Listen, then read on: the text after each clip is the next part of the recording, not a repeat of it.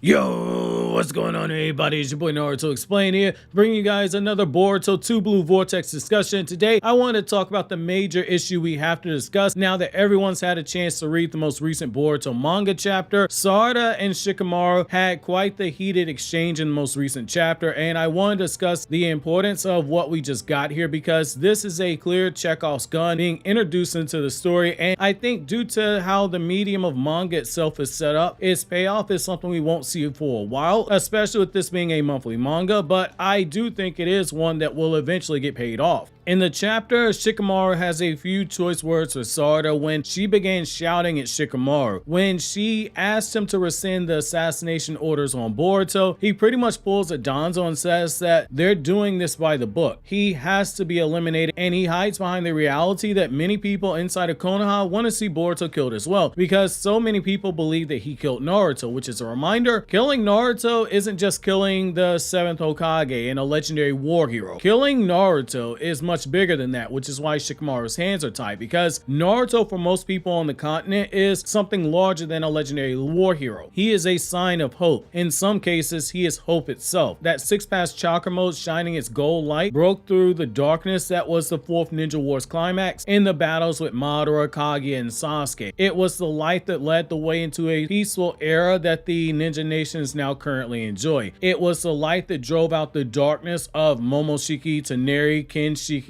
and Ishiki multiple times in the 16 years since the end of the 4th Ninja War. Losing Naruto means losing hope itself. Hope for humans is both an amazing thing because of what the smallest glimmers of hope can actually do for people, but it also is one of the most dangerous things that humanity has, because when hope is taken away, it leads to humanity either giving into its darkest impulses or showing the brightest spots of humanity itself. There is no in between. What we're seeing here with Shikamaru and Sarada are the two examples of what happens when hope has been taken away from people. Shikamaru has fallen into the dark impulses that we briefly saw at times in the Boruto anime and the Boruto manga, where he took a more direct and harder stance towards Kawaki, initially wanting to lock him up and then even going so far as to question Kawaki if he was actually working for Kar, and telling Naruto in the hospital that he placed way too much faith in the Kawaki. Without the light of Naruto there, Shikamaru has given into what we saw in the Shikamaru Shinden story, those impulses, which was he was a cold and calculated person with a cold and calculated approach and putting Konoha first at all means, which led to making moves behind Naruto's back and getting called out and corrected by Naruto as a result. It led to Shikamaru making the calculated choice of risking breaking the alliance treaty because he knew that the feudal lords of the land of earth and the land of water were conspiring. But again, before he went too far, Naruto physically stepped in to stop Shikamaru before he made a terrible mistake. Naruto offered hope in that one instance, and that hope kept Shikamaru from seeing the world not as he knows that Naruto views it, which is Naruto views the world in the way that he sees the potential what the world could be, but instead Shikamaru sees the world for how it actually is. It's flawed and it's dirty, and he's taking that more cold-hearted approach because Shikamaru, to his benefit and as we're seeing right now to his detriment, is logical to his core. Emotions don't sway him, only cold hard logic. Sarada, on the other hand, after her extended time with Naruto and Naruto Gaiden, has chosen to mirror Naruto, be the light in the darkness, even if it means standing alone and shining that one light, one ray at a time, is a way to break through the darkness to force people to see the light. As Ada told her in the chapter itself, those who are under the effects of the shinjutsu, they will never accept or understand anything that she's saying. The more that Sarada keeps trying to make a fuss, the more she's going to look like an outcast.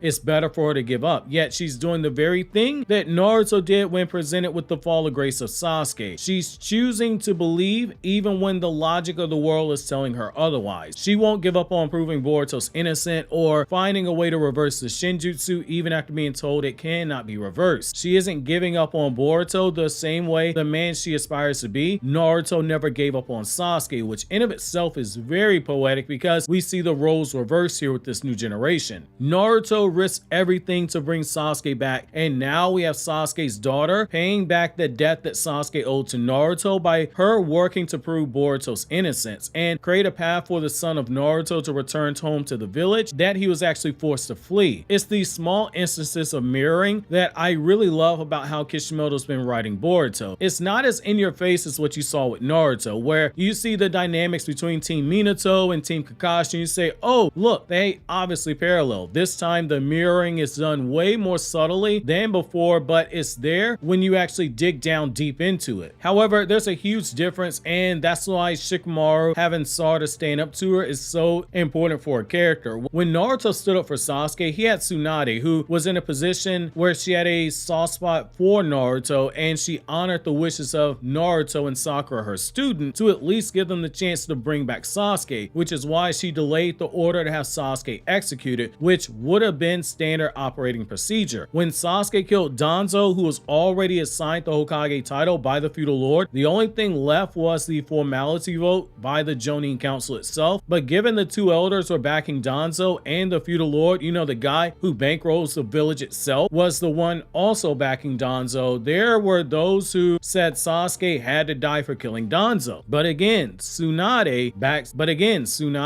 Naruto and Kakashi during that time where he was about to be the Hokage before Tsunade came out of coma. He showed signs of backing Naruto and going against the unpopular opinion, especially when Kakashi learned about the truth behind the Uchiha massacre. Once again, it was hope that Naruto could pull it off, and it was faith in his ability to pull it off. When Kakashi became the 6th Hokage, he spent nearly all of his political capital to get Sasuke pardoned, and he hoped that Sasuke would actually be redeemed, and he had faith that he would show that Kakashi made the right choice, because in any other situation, Sasuke would have spent the rest of his life in jail, or he would have been executed for his crimes. Neither one of those things are things that someone who is as logically thinking as Shikamaru would ever understand, given how far down he's dug into seeing the world from a logical perspective. Add in shinjutsu makes him accept things that were presented to him. It's led to him breaking away from his initial distrust of Kawaki that he had immediately after the shinjutsu, because as we learned in the chapter, he knew that something wasn't right, but he's been forced to accept it as being reality because of the shinjutsu. It's just that overpowered. Naruto never had to deal with that when it came to Sasuke. To a degree, he ran into that with Gaara and the Raikage and briefly with Danzo, but his back wasn't all the way against the wall in the way that Sarada's is currently. Naruto, at the very least, still had a soon-to-be Hokage in Kakashi who was in his corner, and the prior Hokage who would return to the position in Tsunade. Sarada has to stay on her island of faith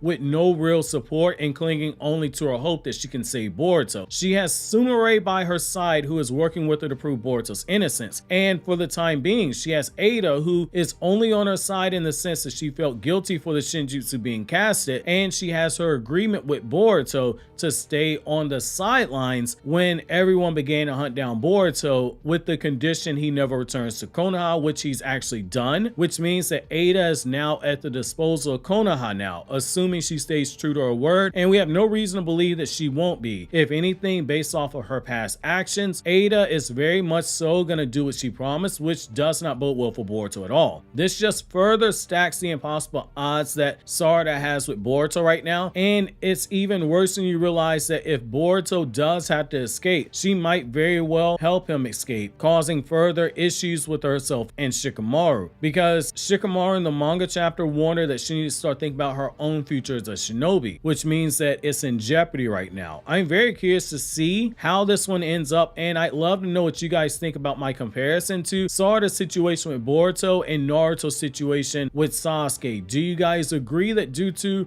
having no support, Sarada has a tougher road to travel, or was Naruto's situation made harder because of the continued crimes that Sasuke is carrying out? While you think that over, click here to watch the re-upload of the Boruto chapter review, which got taken down falsely due to copyright. I've appealed it, but for the meantime, check out the review if you haven't. Watch it all the way to the end, that way we can get the video back in the algorithm. Much appreciated.